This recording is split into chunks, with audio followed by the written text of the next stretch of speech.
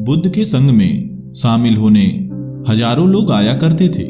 कुछ लोग सीधे बुद्ध की संग में शामिल हो जाते, वहीं कुछ लोग को वह शमशान भेजा करते थे और एक रात और एक दिन शमशान में रहने के बाद ही वह उन्हें अपने संग में शरण देते थे। ऐसे ही एक व्यक्ति के मन में बुद्ध का शिष्य बनने की इच्छा हुई तो बुद्ध के पास आकर उनसे बोला, हे बुद्ध, मुझे भी अपना शिष्य बना लीजिए, मैं भी आपके संग में शामिल होना चाहता हूँ। बुद्ध मुस्कुराते हुए बोले, अच्छी बात है, क्यों नहीं, लेकिन इसके लिए तुम पहले शमशान में जाओगे और वहां एक दिन और एक रात गुजारोगे और फिर तुम जो भी वहां देखोगे उसे आकर मुझे बताओगे, तभी तुम संग में शामिल हो सकते हो। बुद्ध की बात सुन व्यक्ति घबरा गया, वह हैरान रह गया। उसने कहा, हे बुद्ध, दिन तो फिर भी दिन है, लेकिन रात में और वह भी शमशान में, ये कैसी बातें करते हैं आप? बुद्ध ने पूछा, क्यों, रात को क्या हो गया? व्यक्ति ने कहा, रात में तो शमशान में भूत प्रेत रहते हैं, तो फिर मैं कैसे वहां रात गुजार सकता हूं? व्यक्ति की बात सुन बुद्ध ने मुस्कुराते हुए पूछा, क्या कभी भूत प्रेत से तुम्हारा सामना हुआ है? व्यक्ति ने कहा, ऐसा तो कभी नहीं हुआ, परंतु मैंने इसके बारे में ढेर सारी बातें सुनी हैं। लोग ऐसा कहते हैं कि उन्होंने देखा है और कहीं कहीं तो मैंने लोगों को अजीब हरकतें करते देखा, तो बाद में पता चला कि उनके अंदर भूत प्रेत हैं। बुद्ध बोले, तुम्हारे लिए भूत प्रेत को जानने का इससे अच्छा अवसर नहीं मिलेगा। तुम्हें यह बात पता चल जाएगी कि वाकई भूत प्रेत होते भी हैं या नहीं। यदि ऐसा कुछ नहीं होता है तो वहां तुम्हें कुछ नहीं मिलेगा, और यदि वह होते भी हैं तो अगर वह तुम्हारे सामने आए तो तुम उनसे डरना मत, उनके बारे में ध्यान से देखना, समझना और उनका विश्लेषण भी करना। तुम्हारे साथ वहां जो भी होगा वह सारी बातें जब तुम वहां से आना तो मुझे बताना। व्यक्ति ने कहा, हे बुद्ध, आपके कहने पर मैं शमशान में एक दिन और एक रात जरूर गुजारूंगा।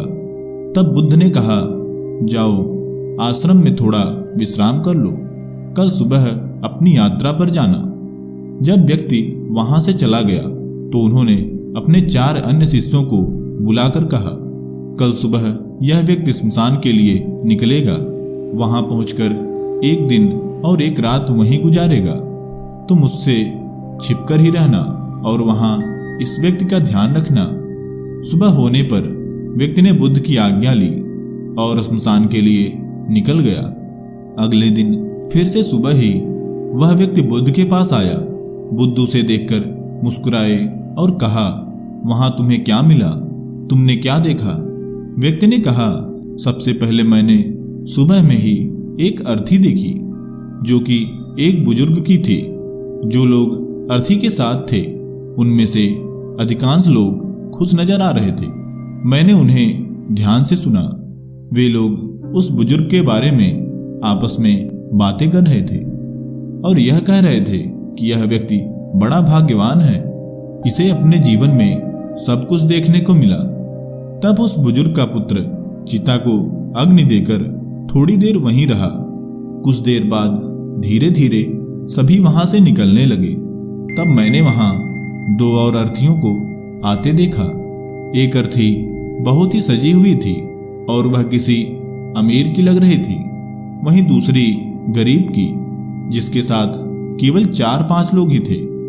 उस सजी धजी अर्थी के साथ सैकड़ों की संख्या में लोग मौजूद थे। उसकी चिता चंदन की लकड़ियों से सजी हुई थी, वहीं उस गरीब की आम की सूखी लकड़ियों से।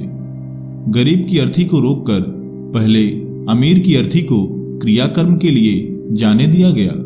अमीर की अर्थी के चिता को अग्नि देने के पश्चात ही वहां जिस गरीब व्यक्ति की अर्थी थी उसकी चिता को अग्नि मिली। सबके वहां से जाने के बाद भी मेरी नजर उन दोनों अर्थियों पर ही टिकी रही। बुद्ध ने व्यक्ति से पूछा, अग्नि लग जाने के बाद तुम्हें उन दोनों चिताओं में क्या अंतर दिखा? व्यक्ति ने कहा, हे बुद्ध, मुझे उनमें कोई भेद नहीं दिखा।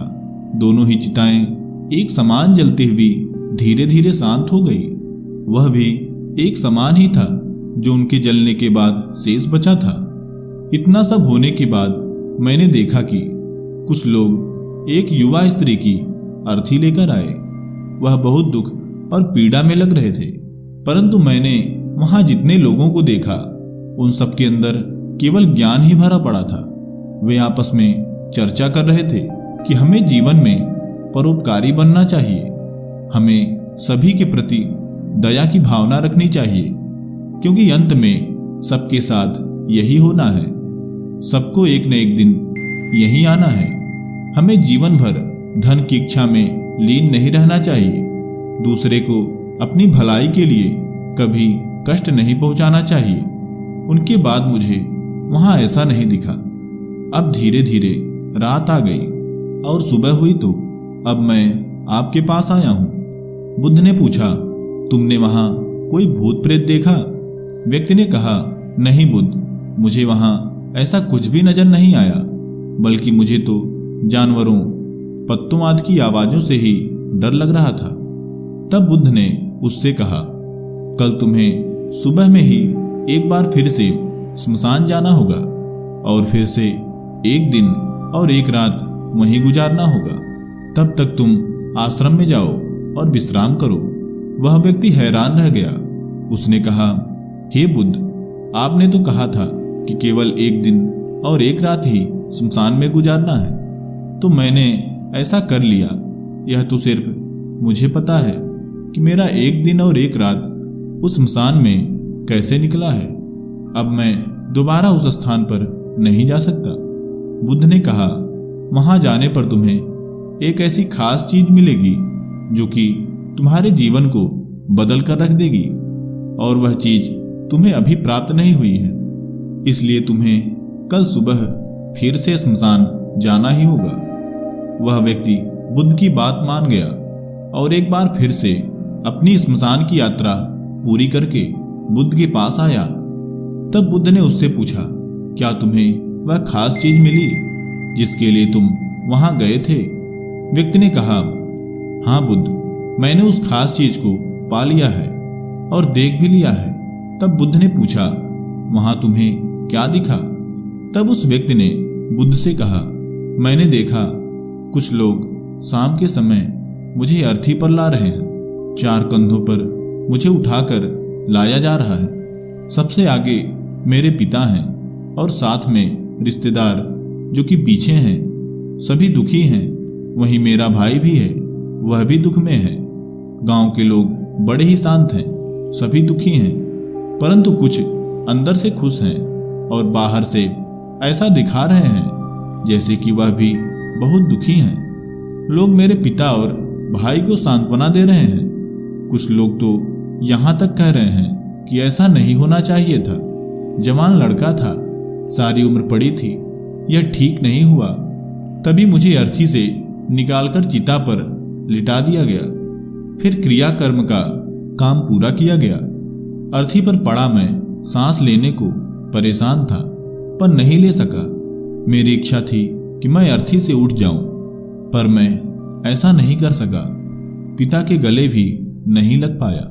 मेरी इच्छा थी कि कम से कम भाई से इतना कह दूं कि माता पिता का ख्याल रखना, पर मैं ऐसा कुछ भी नहीं कर सका। मैं केवल वहीं पड़ा देखता रहा। मेरा पूरा शरीर लकड़ियों से ढक दिया गया और मेरा चेहरा भी।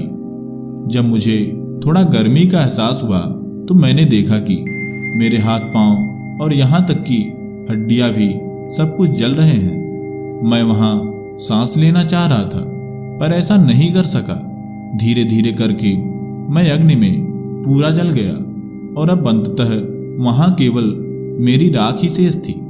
वह रात कब और कैसे बीती मुझे कुछ भी एहसास नहीं हुआ और ना ही कहीं कोई डर लगा। फिर से सुबह हुई तो मैं आपके पास आ गया। उसकी सारी बात सुनने के बाद बुद्ध मुस्कुरा दिए। उन्होंने कहा, तुमने कल रात ध्यान के मूल तत्व अर्थात ध्यान के बीज को प्राप्त कर लिया है, इसलिए अब तुम संघ में शामिल होने योग्य हो। संघ में तुम अब शामिल हो सकते हो। तुम्हें बात पता चल गई कि संसार में सब कुछ नश्वर है। स्मशान में जाने वाला प्रत्येक व्यक्ति यह जान लेता है कि एक दिन सबके साथ यही होगा, परंतु वहां से बाहर आते ही वह एक बार फिर से वह सारे कार्य करने लगता है जो वह पहले से करता आ रहा है। वह अपने अधर्म और लालच को फिर से शुरू कर देता है। परंतु वहीं व्यक्ति जब फिर से स्मशान पहुंचता है तो उसे फिर से धर्म याद आने लगता है। पहली बार तुम भी स्मशान में उन महान ज्ञानी व्यक्तियों की तरह ही थे, परंतु दूसरी बार वहां जाने पर अब तुम्हारे अंदर वह ध्यान का बीज आ चुका है, जिससे कि अब तुम्हारे भीतर एक ऐसे विशालकाय वृक्ष का जन्म होगा जिसकी छांव में लोग ध्यान से परिपूर्ण होंगे। तो मित्रों, इस कहानी से आपने क्या सीखा हमें कमेंट करके जरूर बताइएगा। ऐसे ही और वीडियोज पाने के लिए चैनल को सब्सक्राइब जरूर करें। धन्यवाद।